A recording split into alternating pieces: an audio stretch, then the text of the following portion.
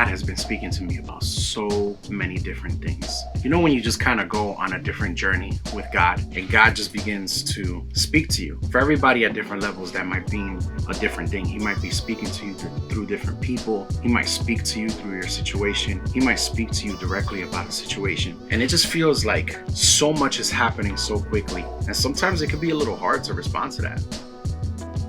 You know, what it makes me think about is that God is good. And when he has a plan and a purpose, he's going to get you to where you need to be through the means that are necessary to be able to get you there. One of the things that God spoke to me about through somebody else a couple of months ago was that he was working on me and that God is literally doing surgery on you. Imagine that. And that resonated with me so deeply because I felt like God was really moving in my life in such a way and creating such new things within me and helping me to grow in the way that I needed to grow in order to step into this new season that he called me to. And a new season is interesting because if you're not ready for that new season, when you get there, you're going to be upset because you don't feel that you have the tools that are necessary to be able to be successful. We rely on ourselves so much. We rely on what is in our tool belt so much because what is immediately accessible to us, what is immediately in our reach is important to us because it makes us feel like we can do what we want to do at any given moment. For example, if I wanted to write in this book, I want to be able to reach for a pen,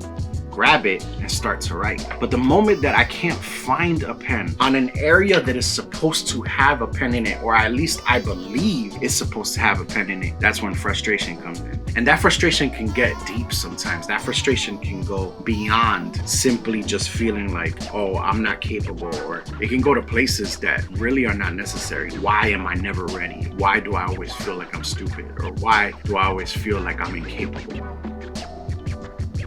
What we believe about ourselves is so important because you can have all of the capability in the world. You can have everything necessary inside of you for the journey that you have to go on. But if you don't believe in yourself, none of that matters.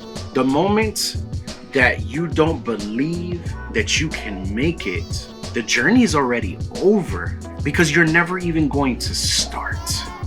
Every day we present ourselves to the world. We present ourselves to our family. We present ourselves to our coworkers. We even present ourselves to ourselves. And every day there's something that we are giving to the world as we embark on the journey that we call life. But when we remove all of those upper layers and we remove everything that is above us, what is below?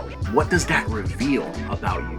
Your identity drives your day-to-day life, and your day-to-day life drives your purpose. So sometimes we have to go through a process of refinement. Sometimes we have to be able to either do it ourselves if you don't believe in God, or if you do believe in God, allow God to refine you, or some of you might have a completely different process for that. A lot of times we have to put ourselves through a stage of refinement. We have to get rid of the impurities. We have to go through that surgery. We have to go through the things that are necessary so that not only we are ready for the journey, but we also feel ready for the journey. Because if I don't feel like I can do this, I'm not doing it.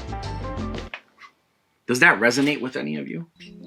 Does it resonate with any of you when you think of the fact that sometimes you don't feel like you can do something and your feelings can lie to you? Your thoughts can lie to you. Your heart can lie to you. Whatever name you want to put on it, at the end of the day, our own inner world, our own thought life can lie to us at times.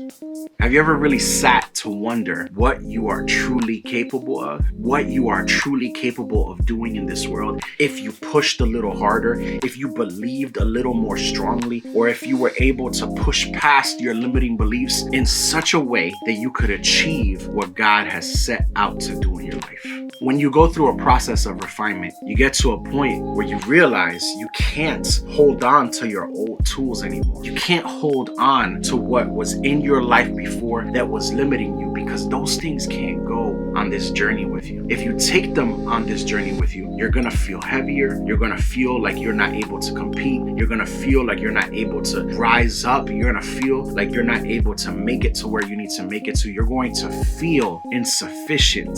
So you have to leave your old tools behind. Some of the old tools that we need to leave behind are old thoughts. Thoughts that tell us that we are not capable. Thoughts that lie to us. Those things that we say to ourselves when we're at our lowest moments. Those beliefs that we have that maybe somebody told to us that were not true. And those things that we believe at the darkest moments that tell us that we're no good. Those things will limit you in your journey. They'll stop you from being able to get to where you need to get to. So you need to confront the thoughts in your life that have no validity to them. Can you confront those thoughts? Can you say, you know what? I'm gonna take a book, I'm gonna write these down, those thoughts that I have about myself, and I'm gonna ask myself, are these things actually true? Can they even stand on their own weight? And if they don't, you have to let them go.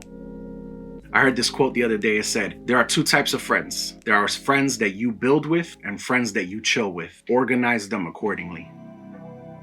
There are going to be people in your life that are never going to be about what you're about. And that's okay. Not every friend has to support you in every single thing that you're doing. But that doesn't mean that you need to stop building because they're not into it. You need to build anyway. And then there's going to be friends that are going to build with you. And they'll build in different pockets and facets of your life. So build with them. But the third type of thing that you definitely need to let go of is those friends who are not there to build with you or chill with you. They're just haters in disguise. Those are the type of people that you don't need around. And if you can forgive them in your heart, but let them go, it may be the healthiest decision that you may make. And one of the last things that I wanted to share with you that we need to be able to let go is the myth of self-sufficiency. The myth of self-sufficiency is more than just the lie that you can do this on your own. It is a lie that you can do anything that is worthwhile on your own. You need people. We need people in our lives to support us, either directly or indirectly. The myth is more than that, though. The myth is that you even want to do things alone.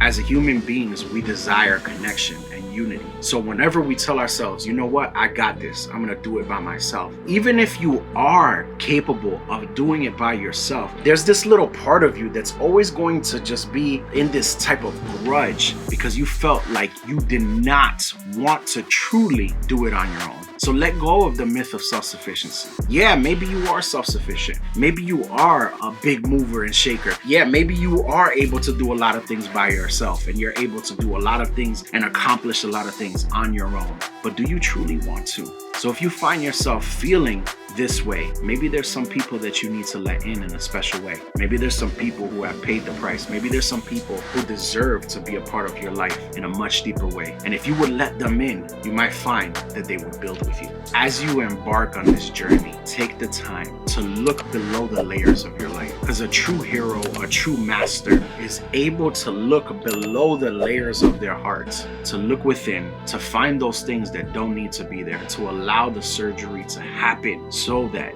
you can succeed. But not so that you could just simply succeed, not so that you could just win, not so that you could walk in your purpose. It's not simply that, but it's so that you could do so in a healthy way that blesses others, that blesses your family, that blesses you, and at the end of the day, blesses God.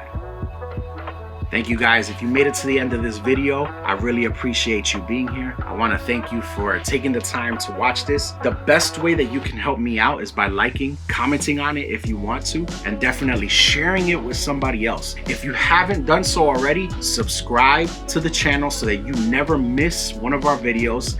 I could have just said what my wife always says, just press all the buttons. That's probably going to be our mantra for, you know what, babe, can you come over here and just say press all the buttons? I'm going to have to do it. Press all the buttons, all the things. You're not in the camera. Press all the buttons.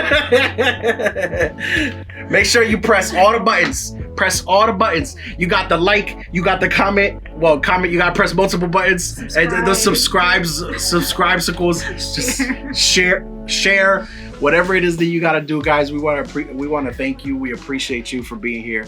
God bless you guys. See you again in the next video. Peace.